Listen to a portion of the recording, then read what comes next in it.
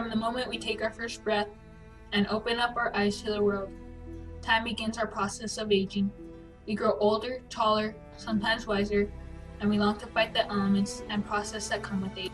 But what if we could defy the process of aging, turn back the hands of time? That belief that still exists today also existed over 500 years ago. But 500 years ago, a journey was performed to find a source that would end the aging process forever. In the 15th and 16th centuries, the Spanish Empire of Spain was rejuvenated by the union of King Ferdinand of Aragon and Queen Isabella of Castile. Exploration, domination, conquest, and their discovery were in full swing, with Spain not only adding to their empire, but pursuing sea-based trade routes and dominion of new worlds. In 1492, one of the most famous voyages embarked on by Spain was the discovery of the New World by Christopher Columbus. New discoveries for Spain came in quick succession following Columbus' discoveries. These voyages included famous expeditions by Ferdinand Magellan, Hernando Cortez, and Francisco Pizarro. Although these expeditions were for gold, territory, and religious purpose, one expedition was influenced by a belief, the belief that a source existed that would defy the laws of aging.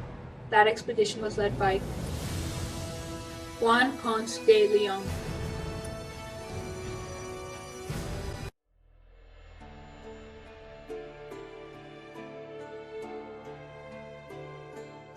Juan Ponce de Leon was born in 1474 in Cervas, Spain. Although no one knows who his mother and father were, historians think he was related to Rodrigo Ponce de Leon. Although his family was a poor but noble family, Ponce de Leon sought fame and fortune as a soldier. He was educated in fighting skills, manners, and religion while serving a knight named Pedro Nunes de Guzman. Later in Granada, he helped in a 10-year conquest of the Muslim kingdom. Between 1451 to 1506, there were rumors going around that Christopher Columbus was going to make a voyage to discover the New World. After Columbus returned from the first New World trip, Ponce de Leon volunteered to go on the returning trip. They set out for the island of Hispaniola, which is modern-day Dominican Republic in Haiti. Ponce de Leon was one of the few hundred people who survived disease, bad weather, and a shortage of food and water. The travelers colonized new lands by forcing Indians into slavery. In the early 1500s, Ponce de Leon spent most of his time establishing farms, distributing land rights, and serving as governor of Puerto Rico. He married and had 4 children. During his time as governor in Puerto Rico, he dealt with the Higüey massacre, and in southeastern Puerto Rico, in the city of San Julián de Higüey, retaliation from the colonization was conducted by the Haiti Indians. Ponce de Leon friended the Taino Indians who fought the Haitian Indians. During his time with the Taino tribe, they had told Ponce de Leon there was talk about gold further north. Ponce de Leon served as governor from 1504 to 1512, being Puerto Rico's first governor. Toward the end of his time in office, he settled east to the island called Boriquiman, where Silio was Ponce de Leon's greyhound that shared the famous honors of the conquered islands. In 1512, King Ferdinand stripped Ponce de Leon from his title because of word that reached Spain about poor government work, interference with natives, and political conflict. Ponce de Leon asked the king if he could voyage to an island that had a place of magic, a place where you could restore youth and find life eternal through a fountain of life restoring waters. Tales of healing waters have existed throughout history prior to Ponce de Leon's journey. In fact, some legends state that Alexander the Great in 4th century BC came across a healing river of paradise. Although Ponce de Leon had lost his authority due to his governing tactics, he still remained the good graces of King Ferdinand. Christopher Columbus' son was named the new governor. At this point in time, Ponce de Leon's legacy took 2 different paths. The widely held legendary path is that Ponce de Leon searched endlessly for waters that could prolong life and restore youth.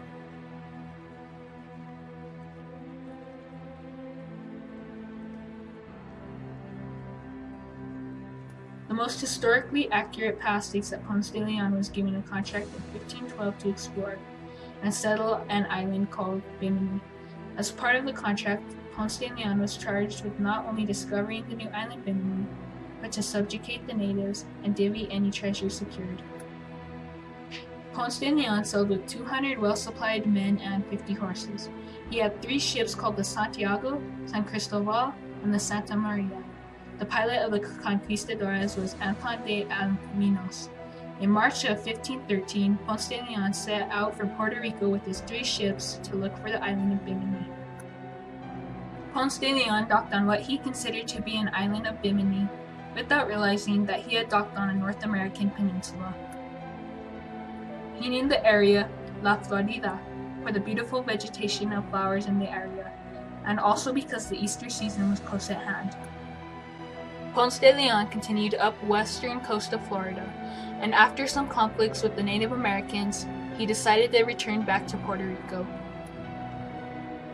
On his way back to Puerto Rico, Ponce de Leon discovered the Gulf Stream, which greatly improved sailing time back to Spain. When Ponce de Leon returned to Puerto Rico, he planned to return to the land he discovered with more men to colonize the area. Bad things happened on the return to Florida. Possibly because he stayed there, Ponce de Leon was rarely looking for the Fountain of Youth and spent most of the time colonizing the land he found. After getting directions from a native, Ponce de Leon sailed back to Puerto Rico, not knowing he was going into a trap. A couple of months after sailing, the Spanish moved in thinking they were in a deserted part of Puerto Rico. They were actually in a peninsula in Mexico. Later on, they were attacked by local tribe warriors called the Calusa. Ponce de Leon was shot by an arrow that had a poison tip. The Spanish quickly retreated for Puerto Rico.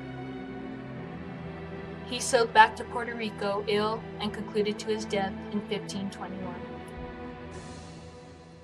Although he found Florida and is a famous conquistador that died with much fame, legend has immortalized him with searching for the Fountain of Youth.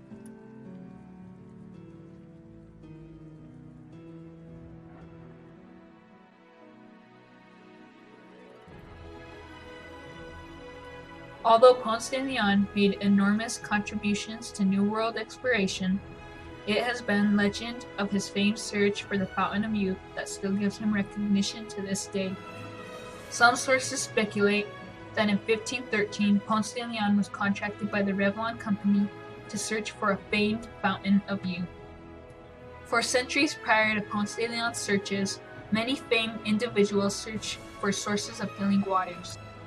Many legends state that Ponce de Leon drank from every water source he could find to help locate the Fountain of Youth. When Ponce de Leon set out in search for the island of Bimini and landed on Florida, many people believe that Ponce de Leon found the Fountain of Youth near the present-day city of St. Augustine. St. Augustine is the oldest existing European settlement in the New World. St. Augustine was founded by the Spanish in 1565 by Don Pedro Menendez and 1,500 of his soldiers. St. Augustine in recent years was determined by many archaeologists to be located near the famed mission of Nombre de Dios and the Fountain of Youth. In 1901, the Fountain of Youth Archaeological Park was opened for administration to the general public. This area is a large tourist attraction that claims to be the site of the famous Fountain of Youth. The park attracts millions of visitors annually and houses a small area believed to be the actual Fountain of Youth. Whether Ponce de Leon's original mission's purpose was searching for the life-healing waters or conquering new and unexplored lands, Ponce de Leon has become a historical legend whose story and journey remains popular and relevant today. Why? Because to this day, people still strive every day to stay younger, live longer, and defy death. We try to accomplish this through age-defying products, surgery, and through faith that defines the eternal life may continue after death. Ponce de Leon's legend to this day remains a strong testament to mankind's never-ending search to defy death and seek life eternal.